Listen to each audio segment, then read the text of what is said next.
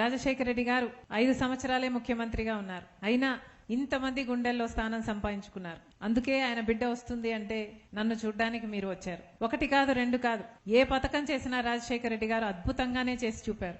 ఉచిత విద్యుత్తో మొదలు పెట్టారు రాజశేఖర రెడ్డి గారు. ఆ తర్వాత రుణమాఫీ చేశాడు. రైతులకు ఏ విషయంలోనైనా అండగా నిలబడ్డాడు. మద్దతు ధర అయితేనేమి, విత్తనాల ధరలు తగ్గించడం అయితేనేమి, పంటకు గిట్టుబాటు ధర ఇవ్వడం అయితేనేమి, సబ్సిడీలు అయితేనేమి, లేకపోతే రుణాలు అయితేనేమి, లేకపోతే బీమా అయితేనేమి, ఇలా 1 కాదు 2 కాదు, రైతునైతే నెత్తిన పెట్టుకున్నాడు రాజశేఖర రెడ్డి గారు.